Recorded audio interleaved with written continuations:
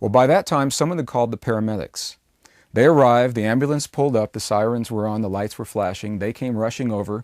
She gently handed the man's head, it was still cradled in her lap and her arms, over to the paramedic. She stepped back, and the paramedic went through the same process. He saw the blood in the shirt. He traced the trickle back to what should have been the source of the wound, and he looked up at the crowd in amazement, and he said, "Where is this blood coming from? We can't find anything. There was no wound there."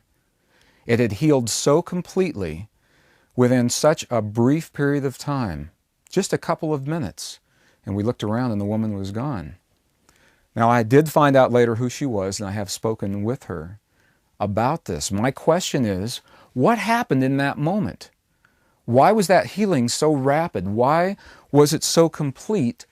What is it in our Western science that calls that a miracle? What have we forgotten to allow for in our world? Well, as we explore together the possibilities of the lost mode of prayer, once again, I'll invite you to allow for the possibility that prayer transcends Western science, the way that we see it today. This mode of prayer transcends religion. I'll invite you to allow for the possibility that prayer has nothing to do with religion, and religions were built around specific modes of prayer. That prayer is a highly sophisticated, vibratory technology that we embody in the cells of our being. And as we have the wisdom to collect and redirect the power within ourselves, then these miracles come to pass. Maybe they become less than miracles. Maybe they become a way of life in our world. Well, prayer clearly transcends simply healing our physical body. We are offered in ancient traditions, ancient texts, and we hear modern accounts of prayer influencing the events of our external world as well. And this is one of the reasons I'm choosing to share this lost mode of prayer at this time. I've been chastised in recent months through some officials who have known of this mode of prayer for a long, long time and say there was a reason it was taken out of our text 1700 years ago and we're not ready for this mode of prayer. And what I say to them is that if we're not ready now, then when will we be ready? Here we are at this crucial window of opportunity that the ancients called the shift of the ages, when all of the parameters of time are converging on this moment in history. Ancient calendars, ancient texts, almost universally, the traditions of those who have come before us, the oral traditions as well as the written traditions, they point to this time in history. They say that this is a rare moment, this is an opportunity, it's a window that has opened up to us to redefine who we are in this world and to carry that new definition of who we believe we are across the membrane of time and space and experience, across the moment that the ancients called the shift of the ages, now that we recognize as the birth of a new millennium.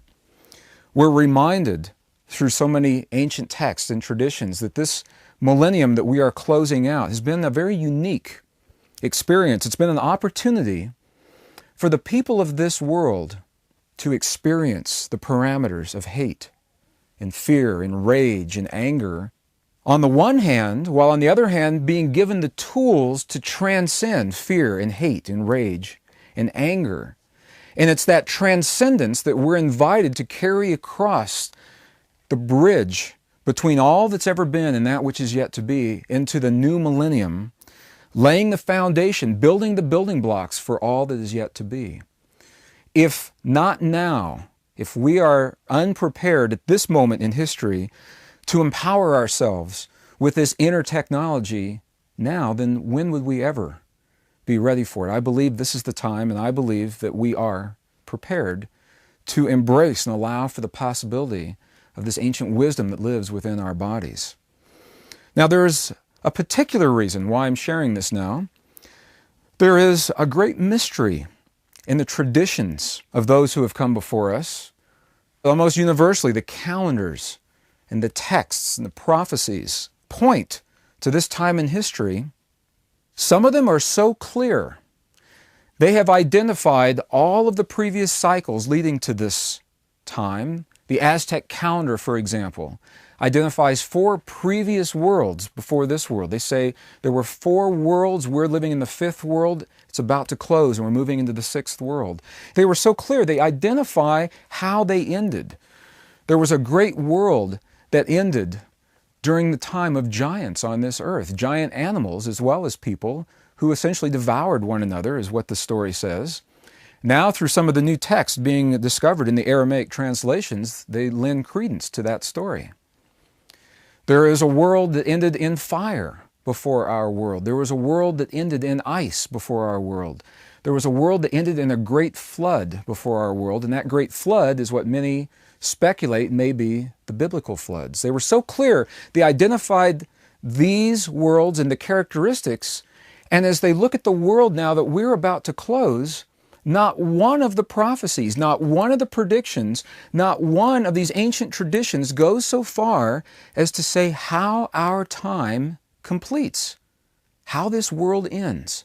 They lay out possibilities and they offer scenarios leading up to the great change of this time in history, and not one of them goes so far as to describe what this world looks like as we move through and complete this great time that now is being identified as the 0 point experience, or the shift of the ages, or the close of the millennium.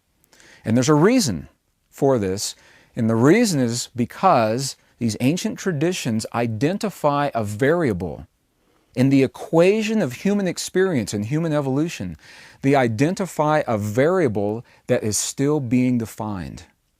And that variable is described as the way the people of this time in history respond to the great challenges of their lives individually. Those individual responses provide the collective wisdom that determines how we evolve. It determines what comes of this time in history. It determines the scenario. It's still being determined in this moment. Now, there's a common thread that runs through many of these ancient traditions. And that common thread is that in the viewpoints of those who have come before us, they see great periods of catastrophe, catastrophic destruction, tremendous loss of life at this time in history. And that has been shared for so long. Many people are expecting to see that now. And what I'm offering today is the possibility that that scenario is simply that. It is one possibility. And we have a very good body of evidence now suggesting that there is another possibility that may come to fruition through our choices in terms of the way we live our lives, the way we live our worlds. Modern scientists, research physicists, now suspect that time and the relationship between experiences has a much different characteristic than we've ever believed in the past. They suggest the possibility that in any one moment in time, several possibilities are occurring simultaneously in any one moment in time. Some people call these the theories of parallel universes. Now, it sounds a little abstract, it sounds a little esoteric, and it becomes important, and I'll share with you why I believe this is so key. Because scientists also believe now, research within just the last 4 or 5 years has demonstrated that the choices we make in our lives, day in and day out, what we feel are the insignificant choices, how we respond to the wait person that brings our food to us at lunch, and how we address one another day in and day out in our lives. Those little insignificant experiences, that's us demonstrating our mastery each day in life, individually. Collectively, our mastery determines which reality we tune to, just like a television station. So what I believe has happened is that in these ancient traditions, as brilliant, masterful prophets and seers looked from their time ahead and even beyond our time, and they saw these possibilities of destruction, they were looking through the corridor that was aligned with human mastery on a global level at that point in history. And it's a very real possibility. And what we also know now is that the seers saw other possibilities that are much more beautiful and transcend the destruction and the loss of life. They offer a great ray of hope and possibility, and those visions were taken out of our text 1,700 years ago. 1,700 years ago, we began losing the possibilities of joy, and we were only reminded of the possibilities of destruction for this time in history. And I think most people pretty much agree as we have the opportunity to travel this country, United States, and also my wife and I travel throughout the world. And we ask people, how do you feel about this time in history and what do you expect to see happen?